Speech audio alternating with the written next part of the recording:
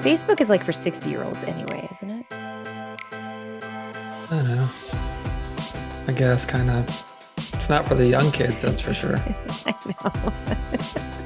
Whenever I Like, this say is Facebook stupid. to teenagers, they're like, still a thing? Like Is it's that still like the around? is that like the yellow pages, like the phone book? Yeah. Oh, Facebook is the new phone book.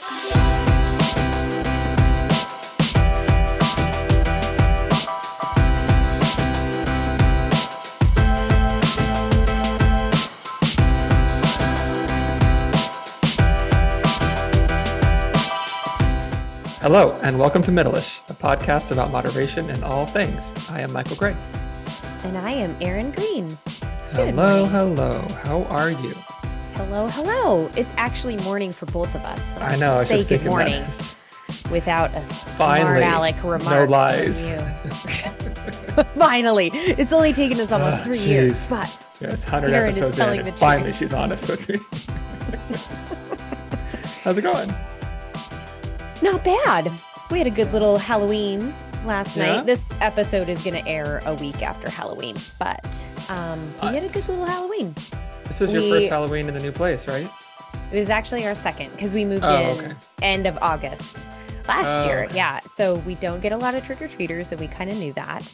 Yeah. But we still put out the jack-o'-lantern and have a bucket of candy because I have been caught without candy before. I think I told that story on an earlier episode way maybe. back, but I felt horrible because the little kid was like, "Are you serious, lady?" Like his face just fell. Like, what do you mean no candy? That's what? And so I mean, even if Matt and I end up eating Halloween candy until Christmas, we we Yeah. have some Halloween candy around the house now.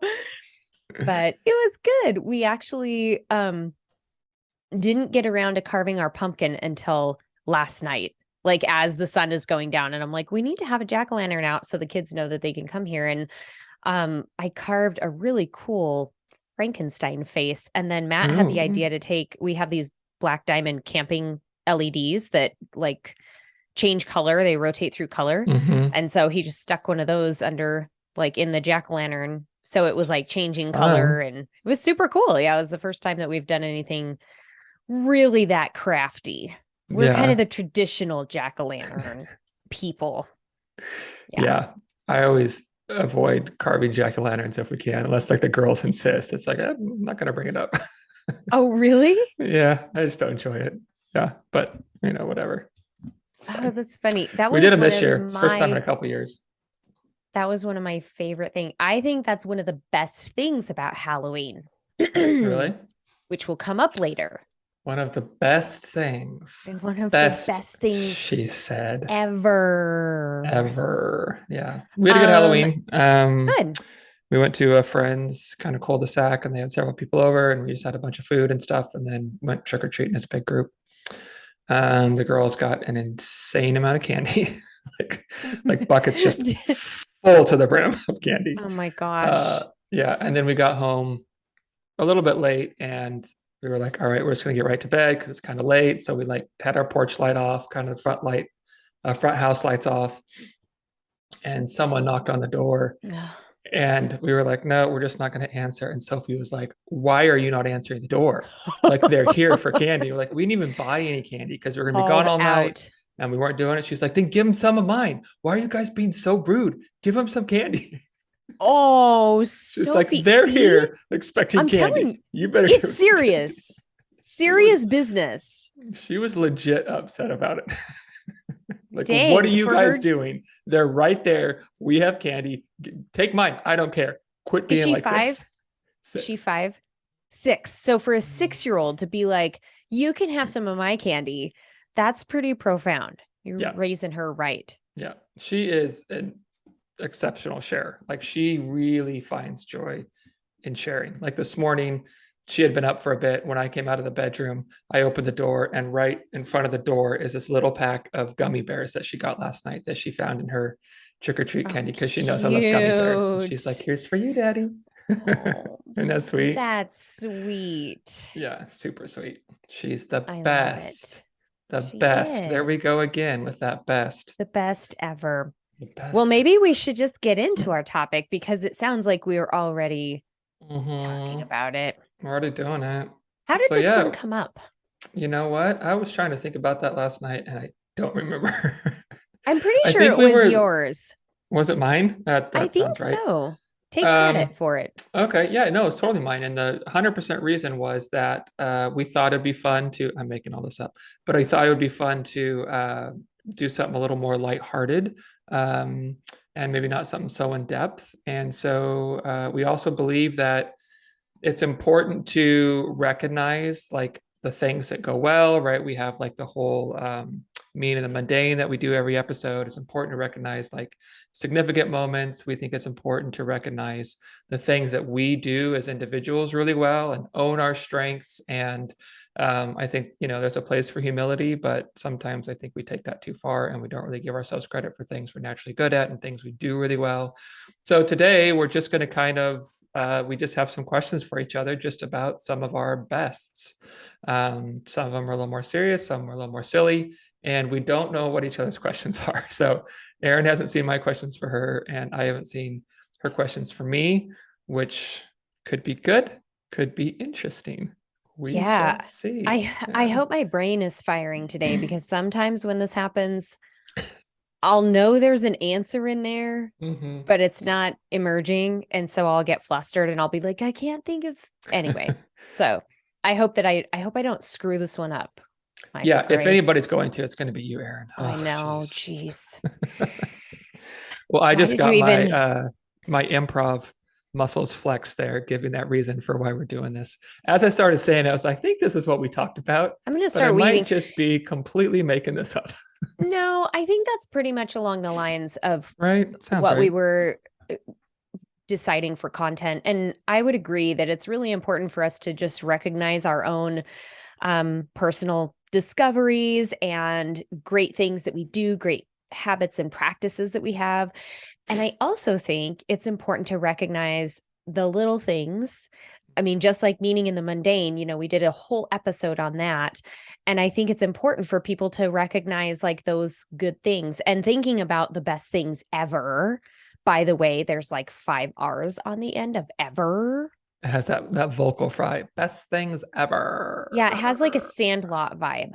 Like, when he's like, forever. Forever.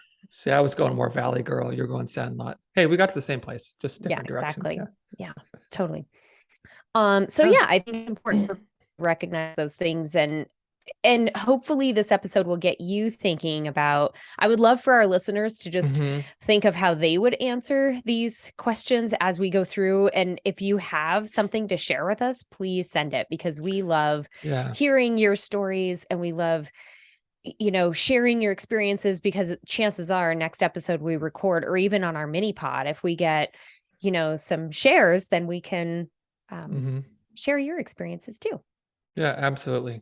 And I think, it's like, I just think it's really easy before we dive in, like, I think it's really easy to be very hard on ourselves and especially like in the social media digital age, right? Like just always be comparing ourselves to other people and what are they doing? Where are they going? What are they wearing? Just all this stuff and feel like we're always kind of coming up short. And I think the truth is that we all have things that we excel at that we just really, really do well, whether that's, listening or creating something or connecting people, whatever it is, we have things that we do really well. And knowing those and recognizing those and calling attention to those and really owning those, I think is really important for us really be healthy people, to just be able to sit in the knowledge that I do some things really, really well. And that's not Mm-hmm. being arrogant or cocky. That's just being confident in who you are. And so that's what we're Yeah. doing. Yeah. Okay. I'm going to ask first. Go. Firsties. Okay. That gives me like another minute to get my brain working. Mr. Okay. Improv. We're going to start off with a few easy ones. Okay. So what's the Okay. best vacation you've ever taken? Best vacation. Mm-hmm. So, oh my gosh, that's so hard to. I thought it'd be an easy one. It's Sorry. hard. It's hard to choose a best one because I have so many different times in my life where I took a vacation that was just really impactful for that time in my life. Hmm. Um, I think I have to pick when I went backpacking through Europe when I was, oh, how old was I? 24, I think.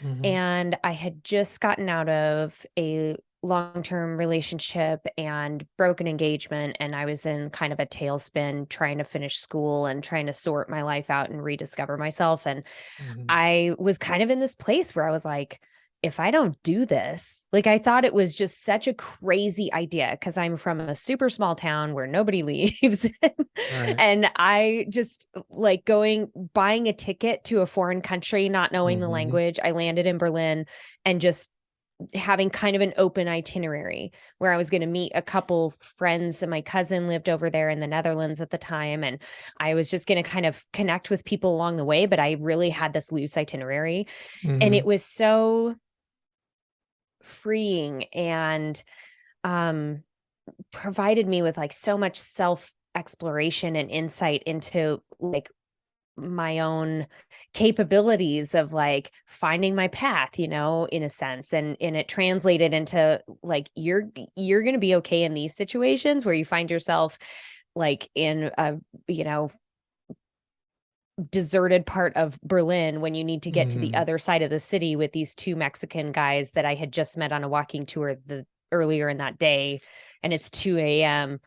You're going to find your way out of the situation. It has a really funny ending, which I don't know if I've shared that on the podcast, but I'll tell that I story don't think another so. time. Yeah. Anyway, all of those experiences just translated into my ability to, first of all, be my own best companion. And Hmm. that was a really important revelation for me. And then just kind of having that freedom of like doing whatever I wanted to do, finding my own way, enjoying those little things and that we just talked about. And just yeah, I was forever changed when I came home from that trip, and I was gone for I think I 4 bet. weeks. So Yeah, I that's bet. gotta be that's gotta take the cake. I think things like that after real big like life shifts, like a a breakup or something like that, especially when you're younger, can be really profound because it's like, okay, I'm intentionally stepping away from this, moving on from it, and I'm going into this like really dedicated time where I'm kind of just with myself and do a lot of Hmm. thinking and figuring out and self-discovery. And yeah, I think those times can be really important. Well Yeah. done. Well done. Yeah. What's Yeah. yours? I would probably say Kathleen and I's honeymoon. Mm. It was a surprise. She didn't know what we were doing.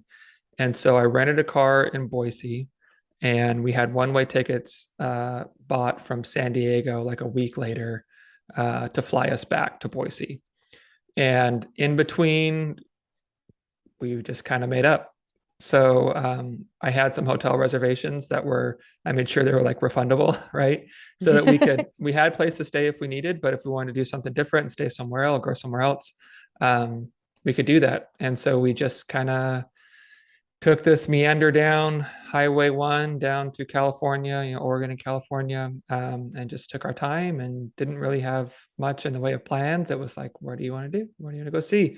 What's here in this town? Let's look it up and see. We just very in the moment, which was a really fun way to do that. And we had a great time. We stayed. Can't remember the first night we stayed where we stayed, but we stayed a couple nights in Carmel, which was Yeah. beautiful.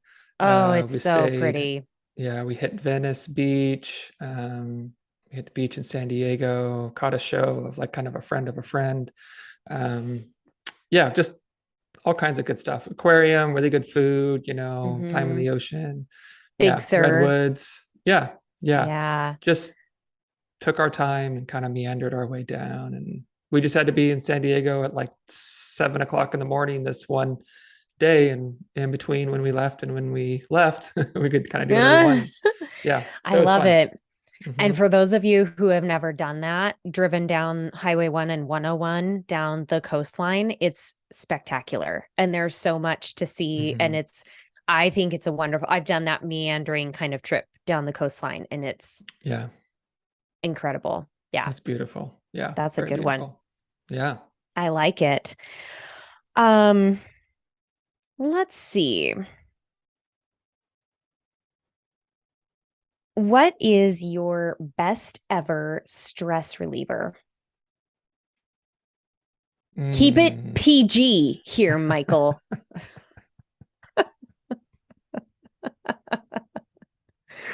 I don't know why you felt the need to say I that. don't either, but just in case. Total precaution, not having anything to do with experience or history or knowing me in Oh, any way. yeah, No, we're all my adults my love here. for the juvenile. No, yeah, yeah. um, best stress reliever, probably.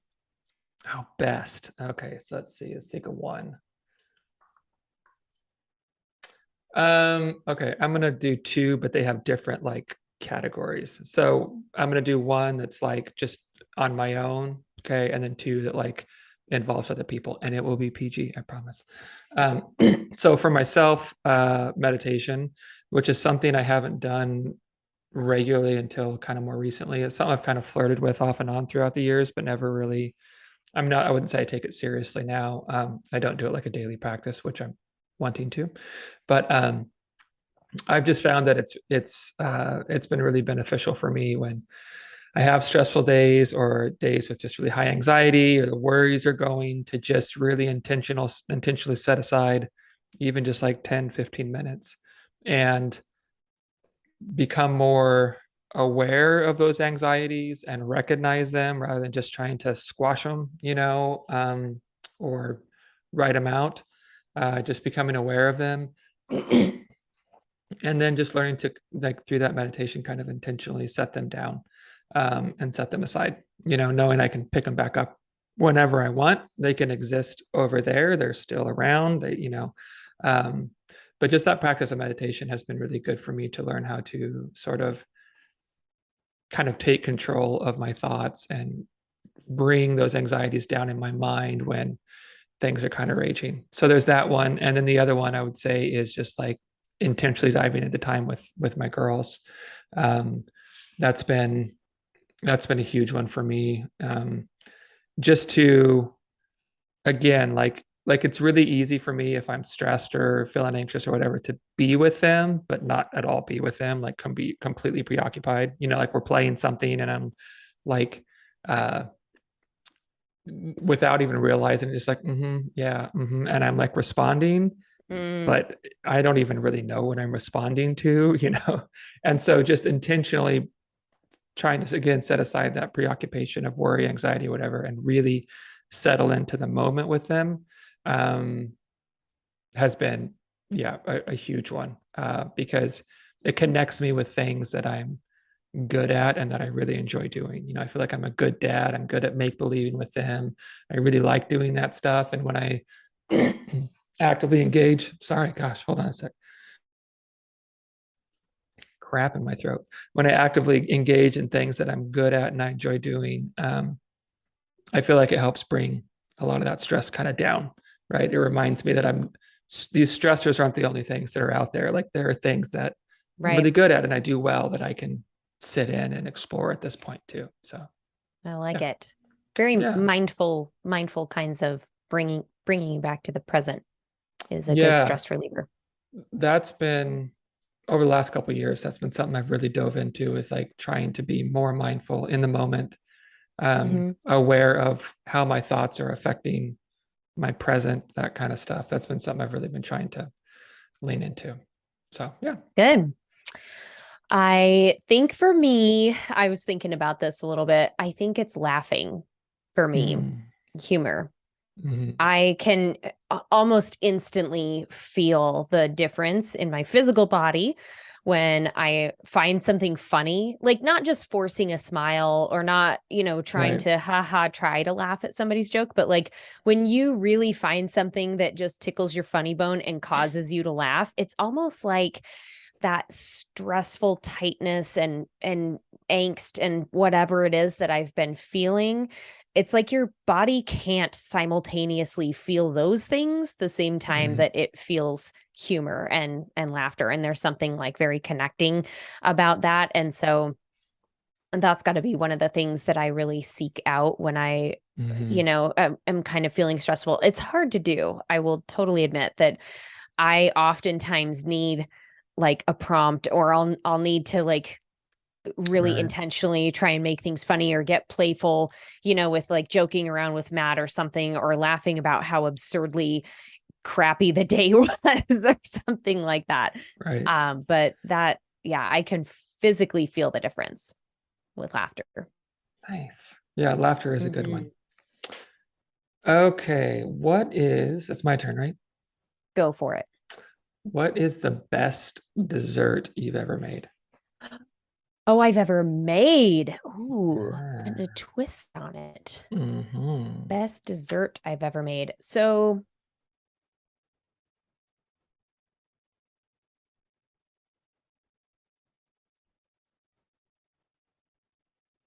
I think, well, you're asking the hard ones. These are the easy ones. No, this is hard. Sorry. Well, because like I'm starting to realize the best ever. Like there were certain things the best ever. I was like, oh, this will be easy. And now I'm like, Yeah, geez, the best dessert it I've can be ever one of the made. best. Well, we have been talking about what we're gonna do for Thanksgiving dinner. We always have a Friendsgiving with our adopted Boise family. And Hmm. I made a pecan pie last year that was Mm. the hit of the dinner. Out of sight, And huh? it was up against our our friend's pies. He made 3 or 4 or 5 pies or something. He's a chef too. So he does this by trade. And he even told me yours is better than any of my pies that I brought. And I was like, what? And so Nice. I have to say that's, I mean, just because like the food critic element of having a professional chef try your baking and say, that is legit good. So Hmm. I think I need to Nice. make the pecan pie again, but let's see if I can repeat. Sometimes it's really hard to repeat. Sometimes you just like hit something magic, right?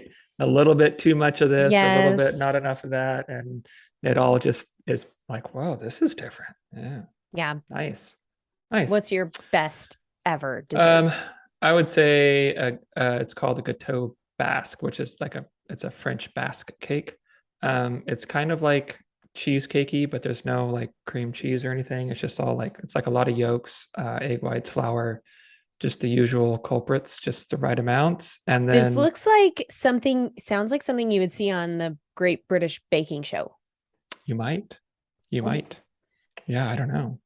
But the crust, it's encased in crust. So like you make the crust, right? You put that down in a pie pan and then like around the edges, and then you put the filling in, and then you put more crust on top. So it's kind of like a pie, but it's more like the crust, the best I could say is kind of like sugar cookie-y. Like it stays kind of mm, soft and has sort of that taste a little. It's wild. Yeah, I just made it on a whim one wow. time and I was like, this is one of the best things I've ever eaten. Not by me, just following the recipe, but fantastic. Yeah, Wait, so very good you dessert. haven't repeated that either?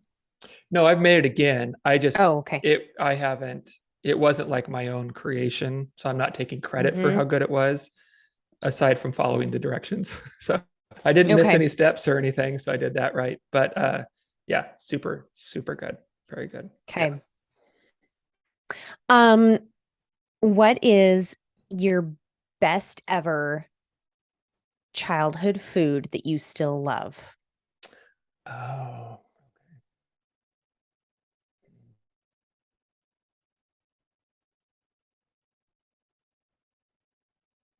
boy.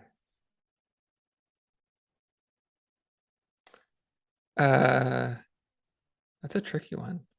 I'm gonna go with Captain Crunch. Oh, I like it. Yeah, yep. So we didn't have sugary cereals. As we call them, we don't have sugary cereals very often. So we Yeah. had like all bran and grape nuts and Oh, the just like, cardboard in a bowl. yeah, thanks, mom and dad. Yeah. Which was funny because then I would pour myself a bowl of grape nuts and honestly put like 5 tablespoons of sugar on it, Sugar on it. way more than I would have got from, Frosted Yeah, Wheat, yeah. many Wheaties, Wheaties or Frosted Flakes, whatever. But Captain Crunch is one of my favorites cereals. Captain Crunch, Oh, Frosted Flakes, Cocoa Pebbles, those are kind of my jams. yeah. Cereal Yeah. does take me back. That's a good one. Yeah. I think for me, it's like the really cheapo, loaded with sodium top ramen. Mm. My brothers and I used to make that and just Yeah. is just like comfort food, right? It's salty, super Hmm. flavorful, warm noodles. It's like a Hmm. soupy, yeah, it's so Yeah. Lila and loves those. I still enjoy it from time to time, but it's very, Hmm. very rare. Yeah.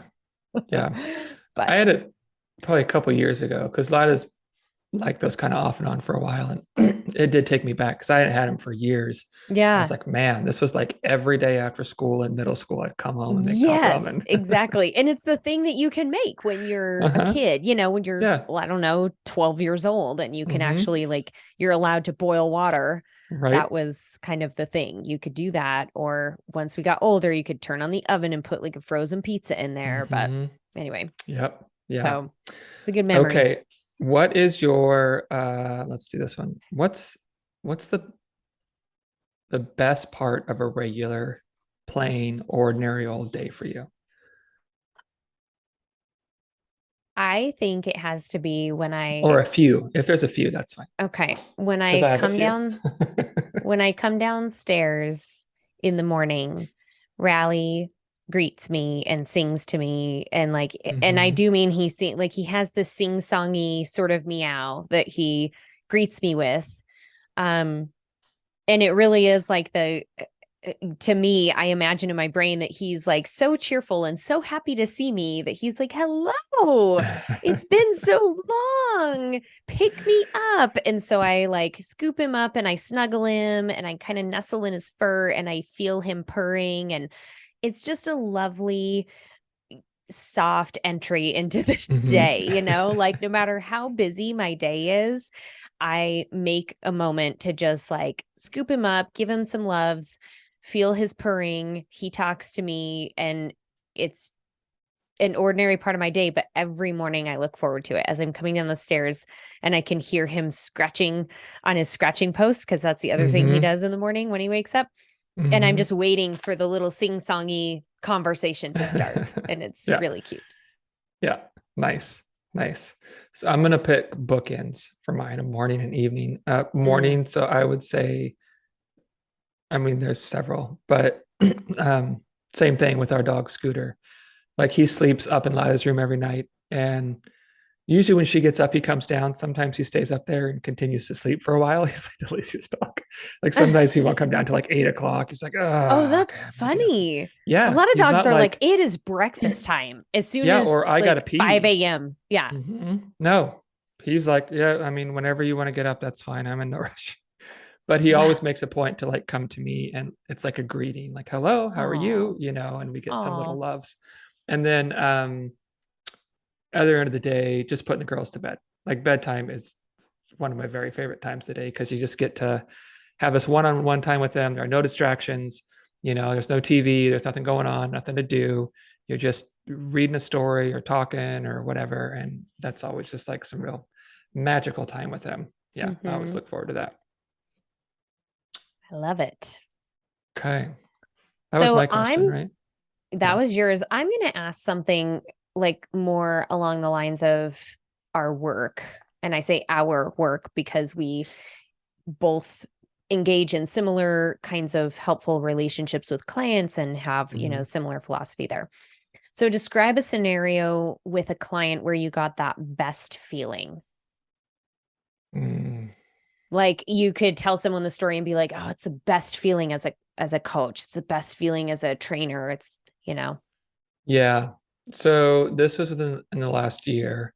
A client who had come to me. She had spent most of her life trying to lose weight, always like, continually dieting, that cycle of like real strict routines, doing well for a little bit, everything falls apart. Like we've talked about, with like those stories of like, I guess I don't have what it takes. Maybe I shouldn't do, just those cycles. And then trying again, and just spent most of her like teenage years and adult life. So some 25 years ish, of just continually trying to make her body look a certain way in effort to be happy with herself, feel good about herself, value, worth, all that stuff. And so when we first talked, I just had said to her, like, I think it's going to be really important with your history that we steer clear of a lot of these things. Like, I don't think this is a good time to, like, hey, let's lose some weight. I said, I think this might be a good time to just look at learning about your relationship with food and your body, and establishing some healthy habits for the sake of healthy habits, just all that kind of stuff. Let's back away from what you've been doing for 25 years and take a little break from that. And this was probably, I don't know, maybe 5 or 6 months into working together. And we were just kind of having a weekly check-in, and I was like, how are things going? And she was like, I feel so good. She's like, my weight hasn't changed, my clothes aren't fitting any differently, but I'm eating what I want when I want without guilt. I am focusing on getting, vegetables and fruits in my diet on a regular basis. I'm listening to my body when I'm hungry and when I'm full. And just went on and on, and was just saying, like, I have like gone past that societally imposed, whatever is imposed by society, expectation of how my body's Yeah. supposed to look, what I'm supposed to weigh, all these things.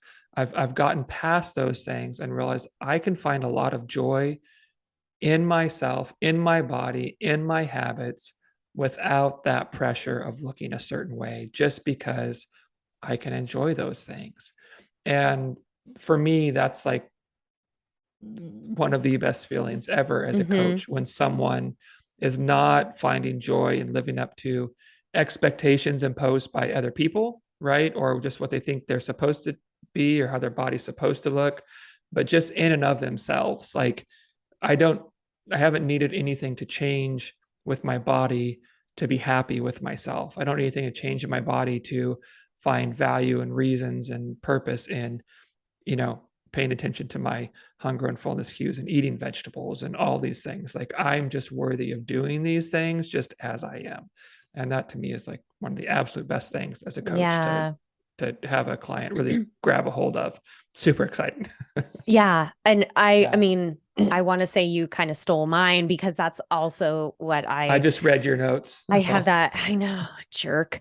I Mhm. have that feeling like this is the best when clients really, you can tell them that as a coach or a practitioner or dietitian, whatever, you can present that option to them, but it's truly up to the client if they take it and run with it or not, if they're ready to receive that, if they're ready to start practicing it. So when people grab onto that concept of, I can be happy and care for myself and appreciate my body exactly how I am right now.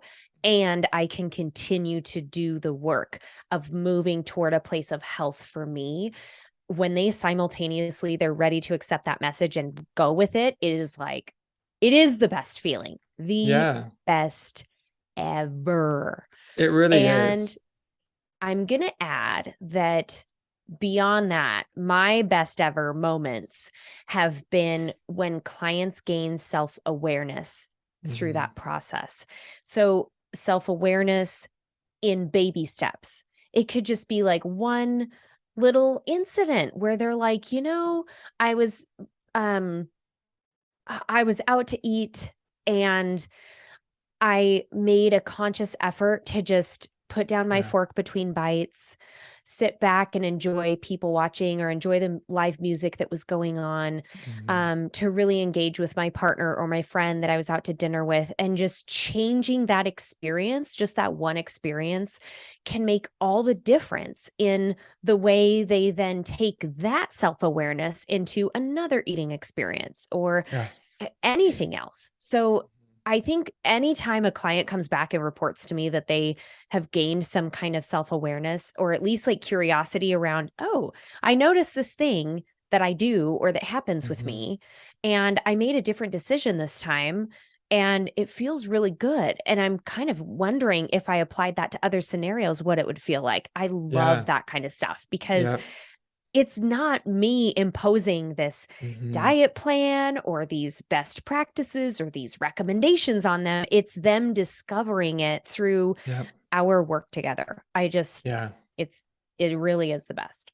Right. It is. And I think just to like elaborate on what you're saying a little bit, I think what happens when people start to recognize those things on their own is, I think that's like we've talked about a lot. That's when they're beginning to get curious about, what's really going on here? What's working here? What's not? What am I experiencing? And that awareness, I think, brings about that ability to be curious and kind of explore and like discover those things. And I really believe that when people can do that, have that awareness and pursue their health while simultaneously, like you said, knowing that um, they're worth taking care of now, and that there are reasons to take care of themselves aside from just losing weight. To me, that's like when clients, you kind of become unstoppable because there's no reason to stop anymore, because the reasons we stop are because we're not losing weight as fast as we think we're supposed to be losing weight. That's the reason people stop, right? Or our our approach is too rigid and strict. But when Mm-hmm. doing these things for yourself are worth doing because you're worth doing them for, and you can build that awareness and have that curiosity, like what can stop you? Nothing, Yeah. because now all of a sudden you have this ability to, do things that are appropriate for where you're at in life at that moment. And when things change, you can bend and flex because you have that awareness, and I can pull back and I can push. And all of a Yeah. sudden, oh, look, you're going to do it forever now. And it's incredible. Yeah. Once you Yeah. learn that process and what that feels like, that's a tool that you always have. So Hmm. I tell clients all the time, I'm in the business of putting myself out of business, essentially. Like I Hmm. hope that you move forward where you don't need me anymore. You don't Yeah. need me to tell you, how to eat like other dietitians and trainers and Hmm. health experts tell you you need. Hmm. You don't need me to help you make decisions. You don't need me to read labels for you. You don't need me to, you know, convince you that you can trust your body. You inherently do those things because you're Right. learning the process. So, yeah, Right. it's one of my Absolutely. favorites. Okay. What is the I'm not gonna say, well, let's see, how do I say this using best? The best point of personal growth in the last year ish. Oh, I think this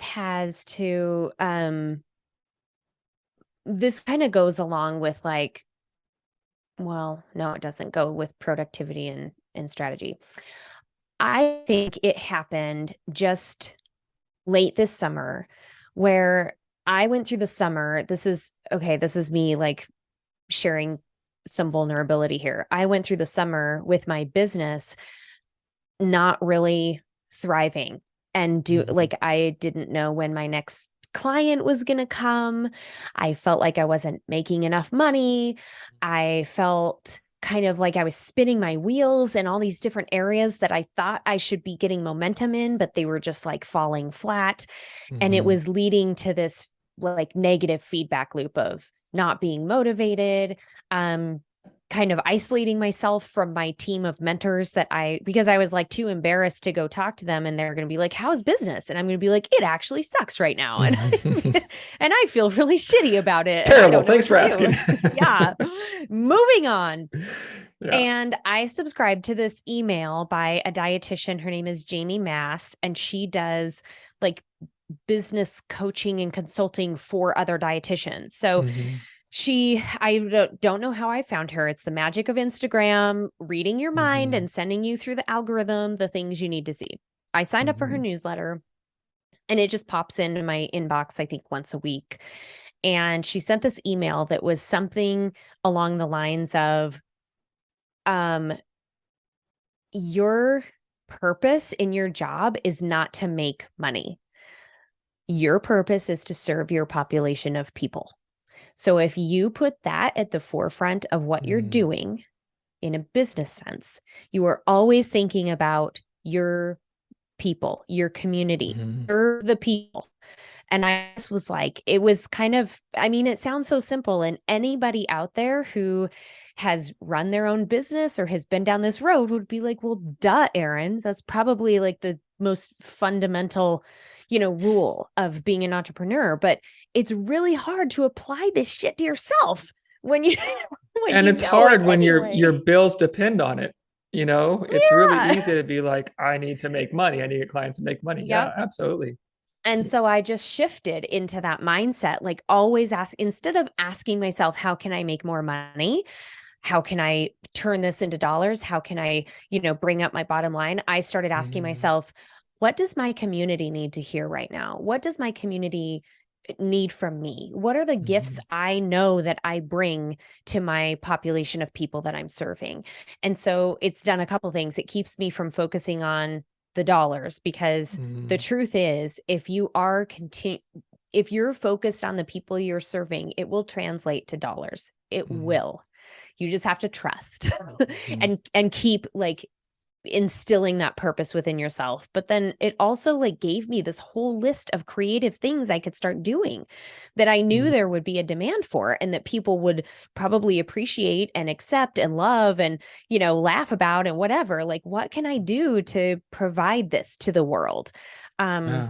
it completely changed my mindset. So that was a big epiphany. It only happened like a couple months ago. And so I still feel like every day I'm kind of myself, you know, how do I serve my people Mhm, today? Like, what am I doing yeah. today? And you really do break it down day by day by day as an entrepreneur. Mhm. So Oh yeah, or that's minute by mine. minute. Oh, God. Yeah. Yeah. For me, I think for me, just in the last like I mean, it's almost the last whole year, I guess, starting around like last, I think it was December. I started going back to therapy. I haven't been doing it like a lot of kind of hit and miss, but it really started a just a good journey of me of really discovering how much, and I think this is true for all of us, but just personally, how much my thoughts and my assumed beliefs are kind of creating my perspective and impacting my perspective and how I see things. And so I've just been doing a real hard dive into what are the things I believe about me and why do I believe those things? Like, where have those come from? What are these sort of unhealthy belief structures that I have in my life that are maybe only accurate based on my experiences and not based on what I have to offer or more unbiased views, that kind of thing. Just really looking at how much my thoughts and beliefs impact how I interact and communicate and react to the world, right? To my job, to my kids, to my wife, to my friends, to stressful situations, and really just looking at breaking those down, I think, and kind of building them back up in ways that are kinder and just more healthy and not so like narrow and pigeonholed, right? Like, this is my experience. This is Hmm. all there is what I've experienced. It's those old beliefs, I think, caused me to assume a lot of things, right? Like, they're responding this way because of this, versus now I'm trying to be more like, I don't know why they did that. And I'm not going to decide that for them. Because if I decide that for them, then I'm responding to that, which is an assumption. I mean, just Yep. Yeah. it Yep. gets weird real quick when you start seeing it. So that's been a big one for me, is just looking at how those Yeah. thoughts and beliefs have really formed the way I view myself and the world around me and how I can think and believe different things. Mm, I think therapy can be so incredibly helpful Oh my and God. powerful. I'm in Yeah. therapy too, and just really owning that it isn't my job to worry about what that person thinks. Mm-hmm. It isn't my job. Mm-hmm. And it isn't their job to worry about what I think. And I'm not a mind reader. Yeah. And just really like you're saying, when you become very aware of and um I think, accepting of your worldview and what Mm-hmm. has framed that and shaped that. And you can start owning, like, oh, I feel this way, or I'm telling myself this story because of my own worldview, but that Mm-hmm. person's worldview could be completely different. It really helps you like own what's going on with you instead of trying to own what's going on with everybody else around you, which is usually a more comfortable place for most humans to operate because we don't like to Yeah. own ourselves. Well, no, because it's But easier if it's just someone else needs to figure their shit out, right? yeah, someone else is Yeah. broken, Can you not just please me. do? Yeah, absolutely not. Yeah. Yeah. Can you please just make my life more comfortable?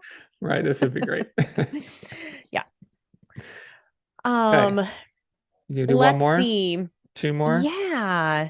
Um, tell me about your um one of your best ever workouts. And it could Mm. be like a tough, challenging one. You got through it, you hit a PR, you learned something valuable, you had a breakthrough. Um, what do you got? Okay. Let's see. Um, so probably like best as in like when I felt the most excited about what I accomplished um, was it when I finally deadlifted 405 pounds. That would have been a goal of mine for a long time. It's Mm. 445s on each side, right? Um, and I'm not a naturally big guy. I'm not a naturally strong guy, right? So some people are like, 405, I can do it all day. For me, it was like, I'm going to have to work to get there. And I did over the course of several years. And I finally got it. I'm pretty sure I could not do that at this point, but I did it. And it was a big day for me because I, yeah, it just this is kind of going back in the last part. Yeah, I'm gonna skip all that. It was a good day. I felt not just physically strong, I felt mentally and emotionally strong as well. Um, because I mean, to push to places where you're moving weight that has seemed way out of reach and to do that over a period of time, it takes a lot of deciding to do it. It takes a lot Hmm. of kind of grind and grit and willpower. Um, and I just continually decided to have that over a period of time, and it was a really exciting thing. So that's Yeah. probably my biggest achievement. One, my best, as in maybe one of the worst, was I saw this challenge from Dr. John Berardi, who started Precision Nutrition, and I don't remember the exact specifics of it. It was 225 pounds on the bar, deadlifting 225 pounds as many times as you could in like 12 or 15 minutes. And that was one of the worst things I've ever done in my life. But again, it was also one of the best because it was that like, okay, at minute like 7, I feel like I'm nauseous or I am nauseous and I'm going to puke, but I'm just going to keep going. I'm not saying this is a wise thing to do. I don't encourage pushing into that, Do not try but this at home. it was also fun just because it was more about the mental aspect than the physical. I mean, physically I was like shut down, but it was like, go do one more, go do one more, go do one Mm. more. And so it was fun in that sadistic kind of way. And I think sometimes those are fun kind of Yeah. workouts. So how about Yeah. you? It shows you what you're made of. I had Mm-hmm. so many of those workouts. I used to use the phrase crawl back in. Mm-hmm. Like you end the interval or that like really, really hard one, but then you have another one and you crawl into this space within yourself that is Mm-hmm. really painful and unknown and um scary in some sense because you fear Mm-hmm. whatever the pain or failure or something. Mm-hmm. And so I would use that phrase crawl back in. So the one that comes to mind for me, and I mean, not every one of my memorable workouts is like some PR or breakthrough. Honestly, many of them were the sense of accomplishment in that I executed things exactly as I was supposed to do, which means like some of the easiest on paper workouts that I had Mm-hmm. as a professional triathlete when I would execute them to the letter, no matter how tired I was, no matter how great I felt and I wanted to go harder, or no matter how many people I was with that I wanted to chase down in my, bike group or any of Mm-hmm. those things, if I executed it perfectly. But the one that stands out to me was at a morning swim workout. I used to swim at 5:30 a.m. with the same crew for many, many years. And I had been, I didn't really do structured like hard swimming workouts until I was an adult. And for anybody who knows swimming, it's one of those things you're always playing catch up with other people who have like a Sure. long history of swimming. So I would swim with these like, former D1 like water polo players, and these people not swim Fish. You're with swimming them. with fish. I would swim like 2 or 3 lanes down, but Hmm. I had this one workout. I don't even, and Coach Kyle, he was my coach for many years. He's still a really good friend. I had this workout where it ended with, I think it was 4 by 100 on a lot of rest. It was like on a 2 minute interval. So for those of you, if I was like averaging a really cruise pace at like a, 125, you get 35 seconds of rest, which is a lot of rest in a, Hmm. swim workout. But it ended with 4 by 100s all out on a 2 minute interval. So it was literally like, how fast can you swim that 100? And then you get all the rest you want until the 2 minute mark. Hmm. And I swam the first one. It was pretty fast and I was like excited and I felt strong that morning. Like you just feel like, oh, Yeah. this could be magic. I swam the second one and I hit a PR. And I was like, Ooh. I jump up, my arms go up in the air and I like celebrate. Yeah. And I'm like, okay, I still have 2 more. So bring it down, Aaron. You got to breathe, you got to get your breath. You gotta But rest. there's some commotion happening down here. And like, all of my swimmer friends whose PRs are long behind them because they've been Hmm. swimming, for 30 years are, Right. kind of watching and they're like, yeah, and they're all cheering and excited for me. I go hit the third 100, another PR, like beyond the one I had just done. So I have now Whoa. shaved like, I think I had shaved 3 seconds off of my PR in a 100, which That's in one practice to huge. do that is like nuts. And That's I yeah. freaked out. I like start splashing and jumping around. Of course, I can barely breathe because you're about Hmm. to pass out at that level. Hmm. And all of these swimmers that I'd swum with forever were like cheering and clapping. I mean, it was just such a great experience. And then the Yeah. fourth one, obviously, I didn't hit another PR, but I still swam it really fast. And to this day, when I ask my coach Kyle about that, do you remember when I hit Hmm. 2 PRs in the same practice back to back? It was so rad. And he's like, yeah, 107, right? That was, he still remembers the PR. And I'm like, whoa, that is That's super awesome. impactful and cool. And I was never the best swimmer in, like, Hmm. not even close to a fast swimmer in the pro field, but I could hold my own. I could get on feet. I could manage, and I could not get dropped. But that was just, you have to work so hard to Hmm. get the little incremental gains in the pool. And that Hmm. day was like explosive. It was crazy. Huge. So Heck yeah. That's that's mine. fantastic. Nice. So Okay, what do you let's think? do this one. Want to do one more? One more. That would mean I get to ask one more than you, and that wouldn't be very Go fair. for it. That's okay. Okay. Are you I'll sure? let you have it. Okay, so I'm trying to think. End with something like meaningful or something Hmm. silly, or let's Hmm. do um looking at my list. Okay, best mistake you've ever made, and what did you learn from it? We'll end there. Oh man. Yeah. And this was a hard one. I kept thinking I about know. what the heck, Did you have to this one on do. yours? No, this was on our list, our shared list. And so I had seen it Oh, was it? already and I Oh, was okay. kind of thinking of it and I was like, man, I don't really know Oh.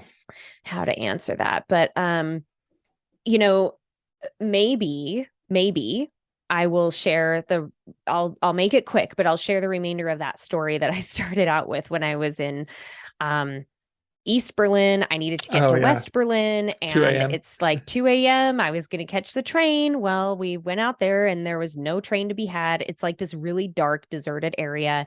I had done this pub crawl with this whole group, this walking tour group that I had met earlier in the day. And it just Hmm. turned out there were these two Mexican, like they were best friends, these two guys that I met. And we ended up having, one of the guys had done an exchange and stayed with one of my sorority sisters in college. Like, unbeknownst to us, we had this total connection to Idaho. He lived in Idaho for a while. So I mean, it was crazy. So we like became best friends, of course, and went on the pub crawl together. Well, fast forward and it's 2 a.m. and it's deserted and I need to get back to my hostel. And once I realized the situation I was in, I'm in this dark, deserted city with these two guys that I hardly know. And Mhm. like, I just erupted on them and I was like, do you realize the situation I'm in?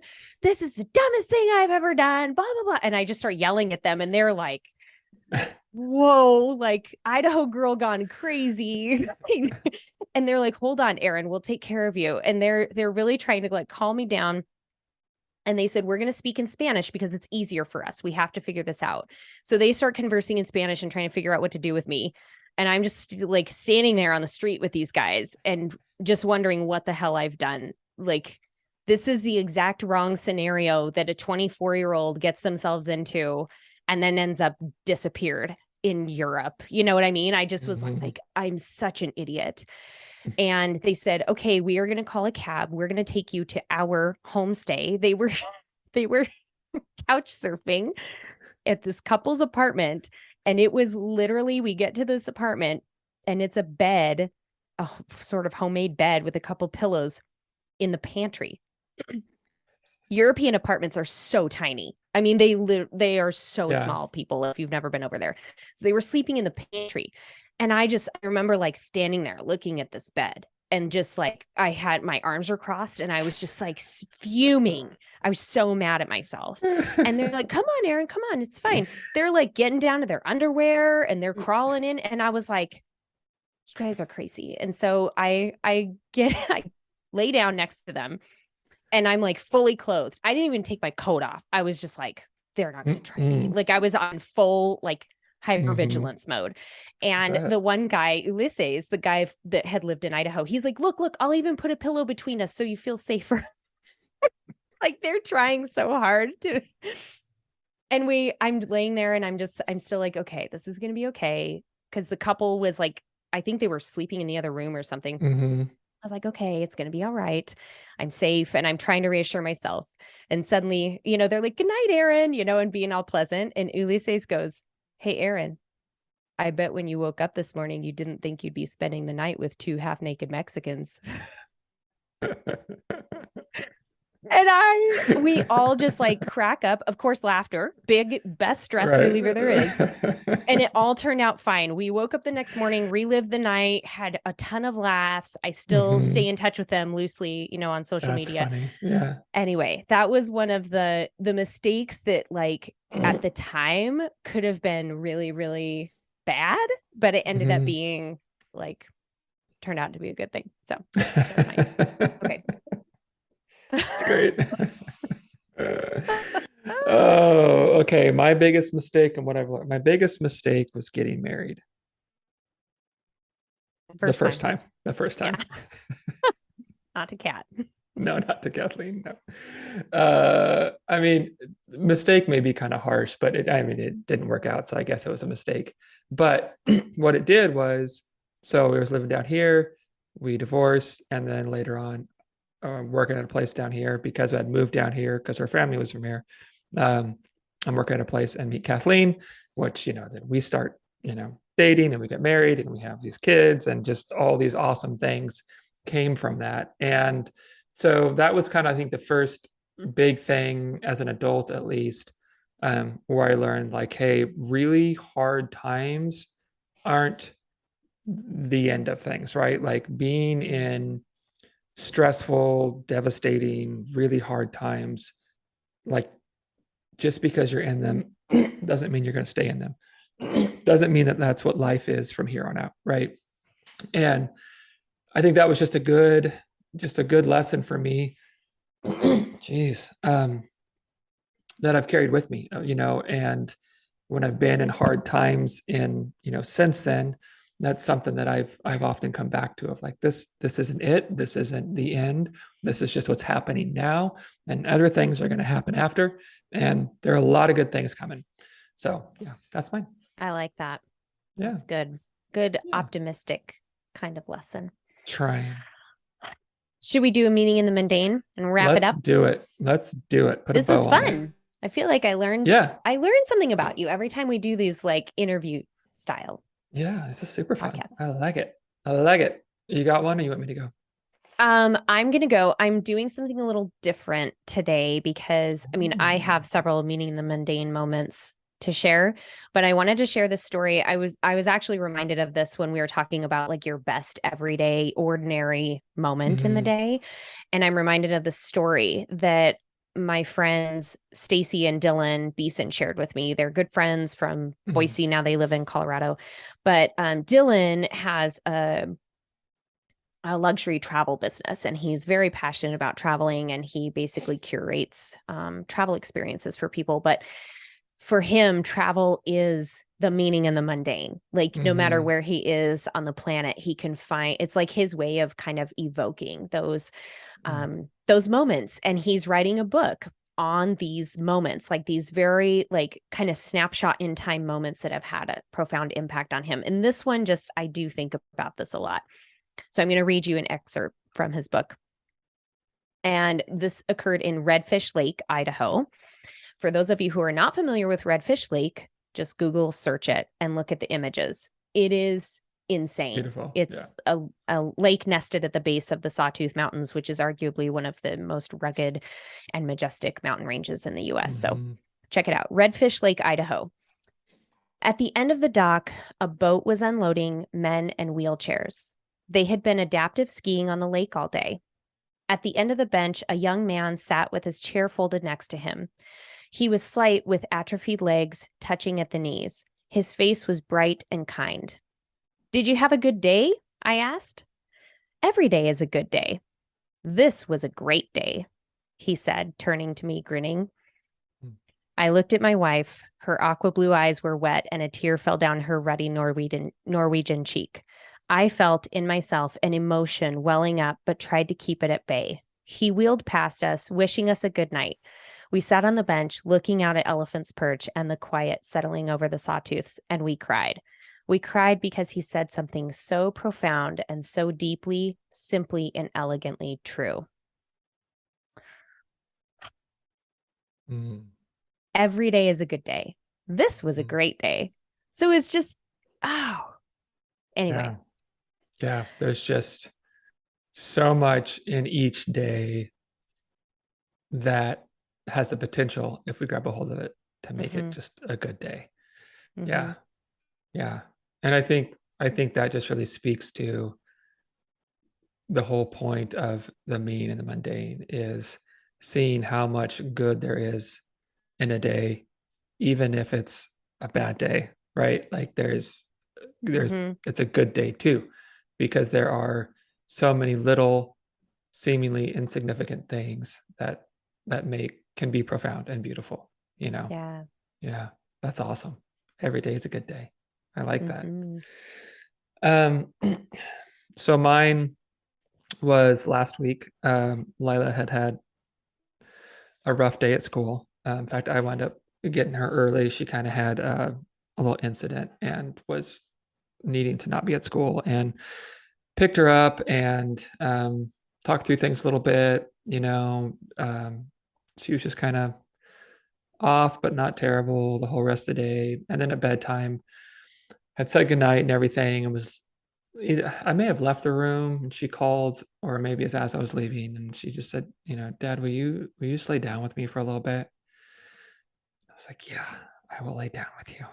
And for me, it was just this because she's 11 now, 11 and a half. Like she's maturing and aging and growing up very fast at this point. And I feel Mm-hmm. like there's a good chance that that period of life where she's not as interested in us as she used to be is coming real quick. Mm-hmm. And so for me, it was like, okay, so you had a really shitty day, like a really hard day at school. And it's bringing up a lot of feelings and emotions and a lot of sadness. And we're still at a place where like our relationship is close enough that I can be a source of comfort for you, right? Like you're not pushing me away to experience those emotions or process them with friends or whatever. It's like, no, I want you here. And that was just, yeah, just a really neat moment for me because it really I've been worried about like, are we right on the edge of like where it's just like, I don't want anything to do with you guys. Um, Mm. but it was like, nope.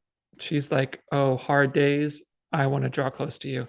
And so that was just, yeah, really good for me and really good for a good reminder of just kind of where we are and, our relationship with each other, and a good reminder that she has just a good, strong base here at home, a place where she can just be loved on and wrapped up on those hard days and that kind of thing. So, yeah, that's mine. Oh, Yeah. that's sweet. Okay. We're All leaving right. y'all with feels. Lots of Okay. feels. All the good feels. Take care, Share some y'all. of your best ever things with us. We Hmm. want to hear them. We would love to hear Yeah. them. Yeah. Thank you. Thanks. Bye.